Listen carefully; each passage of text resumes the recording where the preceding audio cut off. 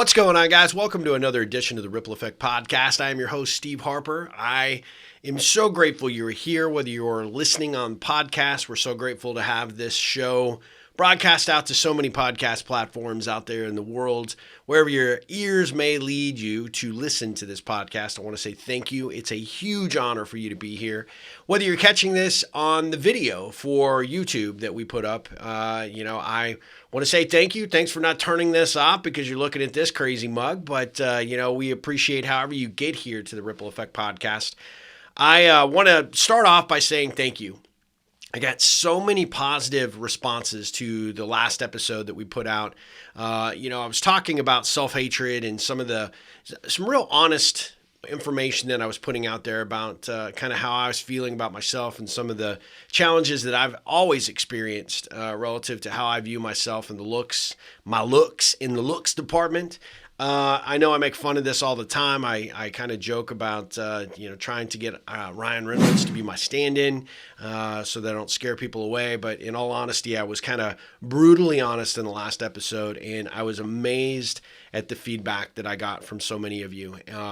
A lot of men, quite honestly, is quite surprising that said, hey, thank you for putting this out there. I have the same kind of concerns. I have the same kind of worries and, lack of confidence. And as you get older, it just happens, right? And even though I kind of indicated this happened, has been a problem pretty much my entire adult life, adolescence into adult life. It was quite amazing to have some of these conversations with a few of you that, were comfortable enough to share with me your story, your journey, your challenges relative to this topic. And so, if you're struggling with how you fit in and how you think other people think you look, and it's weighing on you to the effect that it was for me on that particular day. You definitely do need to talk to somebody. You need to, engage with a coach, maybe talk to, some sort of counselor or consultant, that can help you get a little better handle on where you're at and what you want to do. And then obviously if it's a concern and you want to take the next steps, you can obviously employ the services of a psychiatrist or a psychologist. If you're ready to do something about that, well, there's all sorts of options out there. But first thing is, if it's undermining your self-confidence and how you display and appear to the world or how you think you do, then, you probably do need to have a conversation with somebody. I know in one case, I talked to an individual who said, this has been a struggle for my entire life. And I've just kind of held this in shame. And I was so grateful that you put it out there. And he actually made an appointment to go talk to somebody to sort of try and get control of understanding why he has these, severe negative feelings about his image and appearance. And so I hope that episode did some good. And if you didn't catch it and you're like, I don't have a clue what you're talking about, Ripple Man, go back, check out the last episode. You'll just do a search for my name, Steve Harper, the Ripple Effect, Self-Hatred. You'll find it. A big blue, balloon in place of my face, which as I go back and I look at that, I'm like, that's actually a pretty good image for me. I don't know. So again, kind of self-effacing humor is not always the best way to handle some of these concerns. And so I recognize that as well. So anyway, I just want to say thank you. Before we dive into this episode, however, I want to say, hey, the winter is coming. The holidays are quickly approaching, which means that you're probably struggling for the right gift for that right connection. And I want to share one thing that we have at ripplecentral.com. If you go to the store, that you can get right now for that special someone to say, look, I am so glad you're part of my Ripple tribe. And that is our Ripple On Camel. This is called the Polar Camel Flask. And it is a, awesome addition to your arsenal, even if you want one. I mean, I will tell you, I was traveling over the summer and I had so many people stop me in, national parks. Where'd you get that? That is so awesome. I mean, this holds 32 ounces of your favorite liquid, ideally water. But this thing is pretty cool. It says Ripple On. It's got the Ripple logo on the other side. I'm showing that to the people that are seeing it on video. If you're listening to this on the podcast, you obviously can't see it. But this thing is beautifully handcrafted, laser etched It will wow the people in your network. It will make you stand out. When you're walking around, people are going to sit up and take notice of you. I'm going to tell you that right now. So you should get two, one for yourself, one for that special someone in your life. They are available at ripplecentral.com. Just go to the store and check it out. The Polar Camel Flask is ideal. And quite honestly, it's a healthy reminder. You should be drinking 4 of these, 32 ounces. This contains 32 ounces, so you should be drinking this 4 times a day to provide the best possible health, because hydration is important.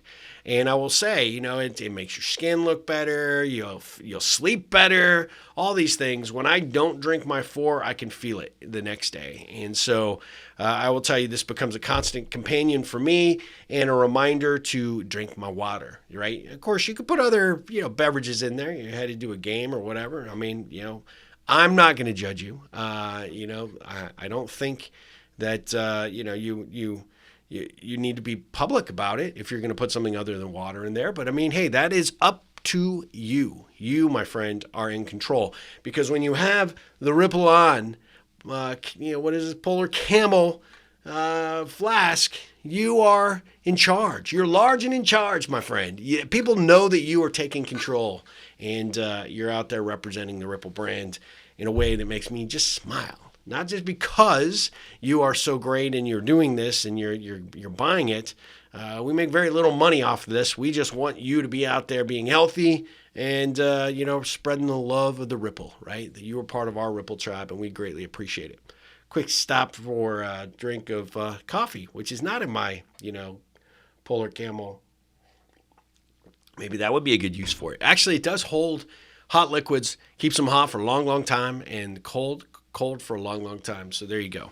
So that's my commercial. So today I want to talk to you about something. I actually did a different video for, if you're not on my YouTube channel, I would encourage you to check it out. We just type in on YouTube, Steve Harper, The Ripple Effect. You'll find all the videos. You'll find my channel. I ask for you to subscribe because we're trying to continually put out good content that gives you some ideas, some thoughts, some perspectives that you can begin to put to work for you right now. Things that are going to help you become more effective at creating ripples in your life, building better relationships, making those right connections, etc. And anyway, one of the most recent videos that we did, I am kind of shocked and surprised by how many people have actually responded to this. But I said, who are you surrounding yourself with? And what I thought I would do is just kind of, for all intents and purposes, just talk about that in a broader sense. I encourage you to go back. It was premiered on October 22nd, 2021. Go look for the video on YouTube. You can get it's less than 5 minutes, so less than what this podcast is going to be. But I had somebody ask me, why do you think about these things? Why is this important? Why is this critical for us to think about the people that we surround ourselves with?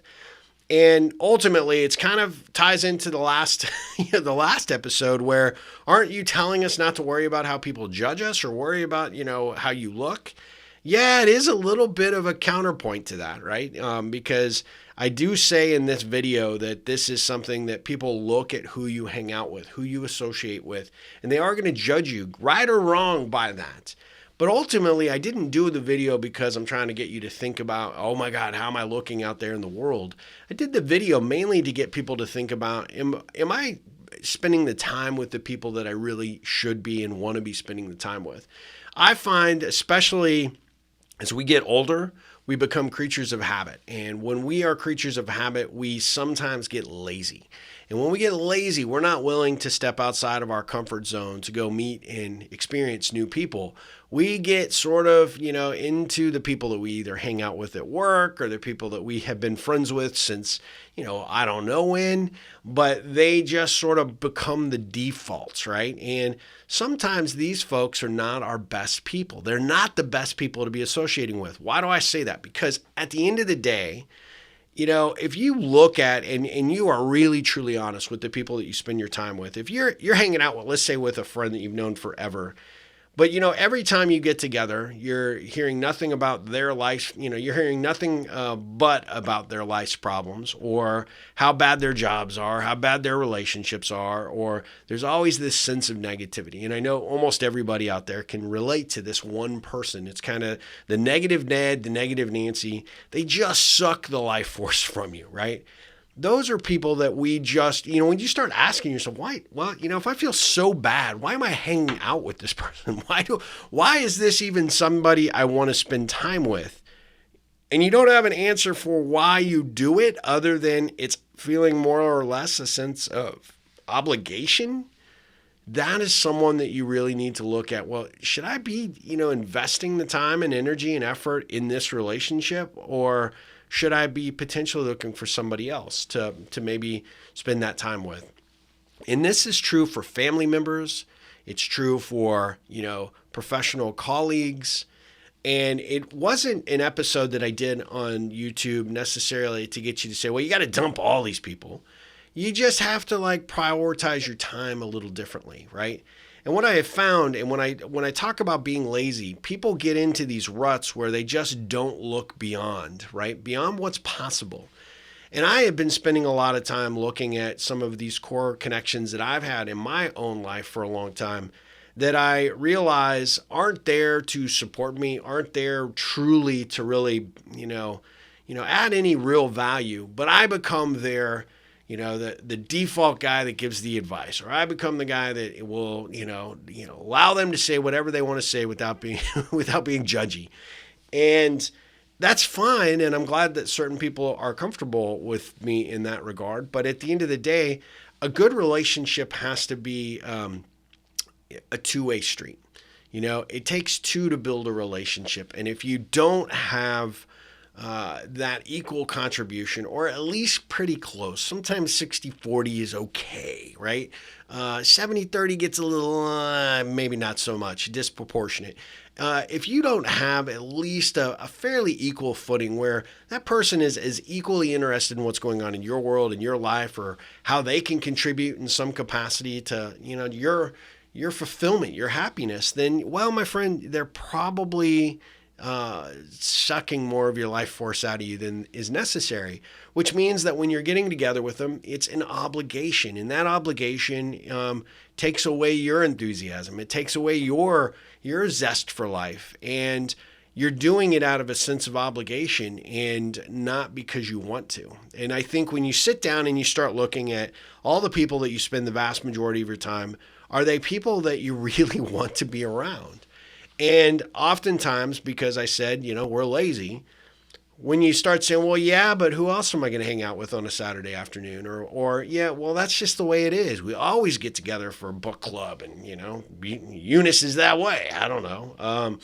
Yes, it can be scary. But what it does give you the opportunity to say, well, if this isn't floating my boat any longer and this isn't exciting me, then what will, and who will, and where are those people hanging out? Which means you have to stretch yourself a little bit. Should I go take a class at the community college? Should I, go to the community center and see what offerings they have there? Should I potentially open up Meetup.com and say, hey, what other groups out there are holding meetings of things, topics, subjects, ideas that, I would be, kind of interested in exploring and learning? I remember way back when, after I moved to Austin, and I was still trying to, long before the Ripple, to be honest with you, I was trying to break out from the business friends that I had created in that first year in being in Austin. And I went to a local woodworkers group.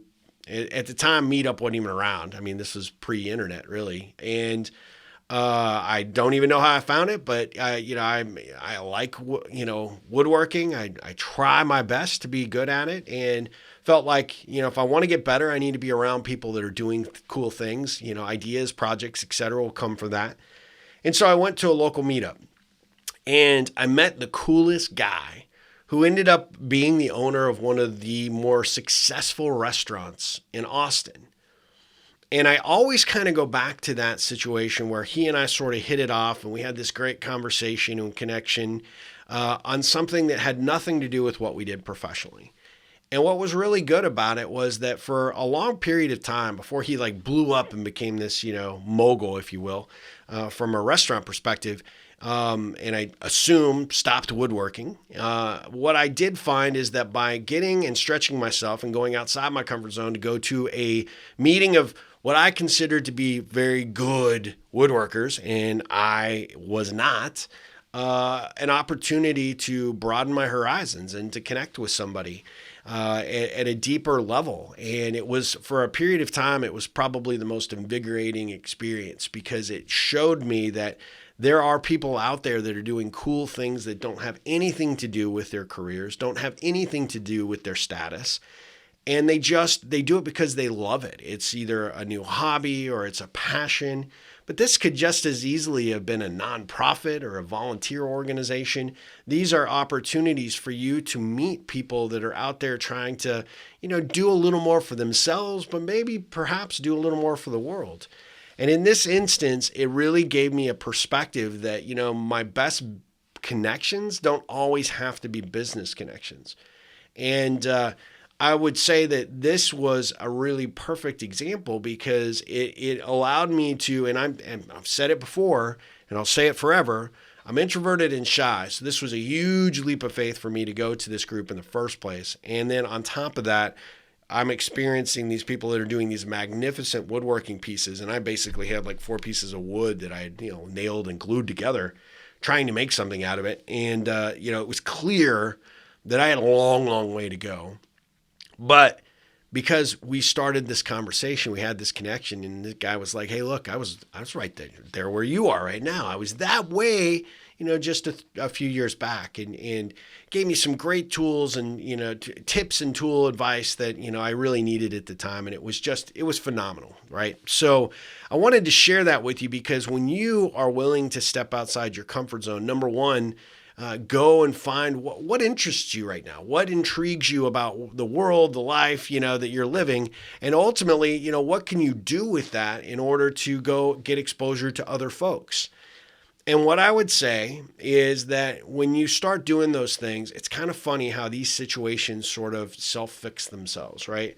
When you say, hey, I can't go to this month's book club and hang out with you same people that are bitching and complaining about whatever it is that you are, not really even the book, I'm going to, a woodworkers meeting now because that's interesting me, or that's interesting to me, or I'm learning to paint, so I'm gonna pick up a paint class and I'm gonna start doing that. I'm gonna be the next Bob Ross. I don't know. The people that are there because they want to be there, and most importantly, for some of these groups, a lot of people go to these things because they want to meet other people. They want to share an experience with other people that want to share that experience as well. And that provides a sense of fellowship and community. And that's where some of these conversations take place. And so, when I ask people, who are you surrounding yourself with now, and are they serving you? I want you to really look at your network. I want you to look at the people that you spend the vast majority of your time. And I know this can be scary because it might mean that you don't spend as much time with some of those friends that just, they feel like that, comfortable pair of shoes that you want to put on, just because you've done it, it doesn't mean you need to continue to do it. You need to stretch yourself. You need to look beyond these folks. And you need to ask yourself, am I energized and charged? Am I excited? By these people when I spend the time with them? And if not, what am I going to do to offset it? Now, I will say some of you are thinking, hey, look, I'm stuck with my colleagues at work. I'm stuck with the team that I lead, and if they're part of the problem, I can't just go, find another job. Maybe you can. Maybe you should. Maybe that is an avenue that you could pursue, but let's assume that it's not. That means that whatever you're spending your time, your off hours, your off work time, doing is even more critical. If they feel like at work they zap you, you need to find an outlet and a resource to recharge you. And that means you also need to look and say, hey, look, if I'm feeling that way at work and I'm feeling that way, in my personal life, right, in my off hours, then I've got a real problem, which means you're becoming one of the sheep. Right? You are just doing it. You're going through the process. Life is not exciting. Life is not enjoyable. You're not learning new things. You're not hearing new things. You're not experiencing new things. part of that means that you need to say, whoop, I'm going to take a time out. I need to do something different. Because I believe that your network should be as diverse as it possibly can be. And what I mean by that is from your network, from a professional or a personal perspective, the wider variety of individuals, the personality types, political affiliations, religious affiliations, figuring out what people are out there doing in the nonprofit space, what people are doing out there in the creative space, people that are out there just thinking at a much higher level.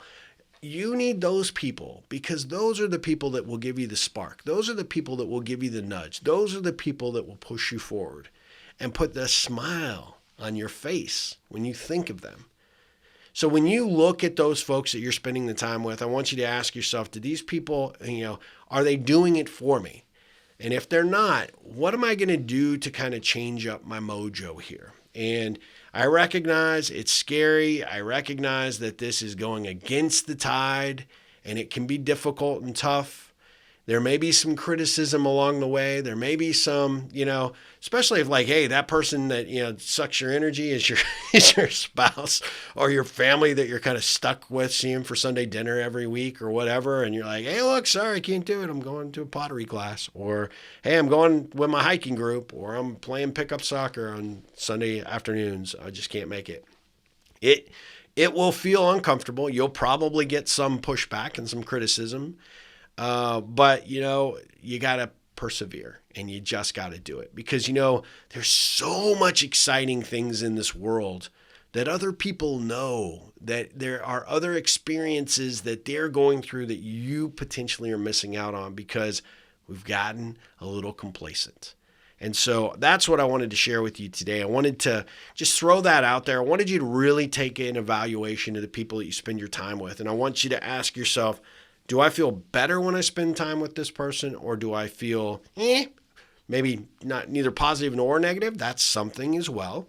Or do I feel like they're sucking the life force out of me every single time, or I'm having to carry the conversation, or I'm having to hear about them constantly complaining or bitching about something. They're never asking me about my job. They're never asking me how my kids are doing or whatever. And, or it's, me the entire time. That just, believe it or not, takes a massive toll on you. And don't do that anymore. I'm just saying, find an avenue to explore new possibilities. Because you know what? The people that are out there in your world, and I've said this a bajillion times, the people that should be in your life show up at exactly the time that they should. But sometimes we can't leave it to chance for them to show up. Sometimes we have to put ourselves in the right situations, the right environments for them to show up. And I know way back when, and now I recognize that the guy that I visited with way back when, I need to reach out to and just reconnect with him. I mean, he's a huge entrepreneur now and super, super successful, but I wonder if he would remember little insecure Steve Harper from 1993, just trying to figure out how to, use my router and woodworking, right? It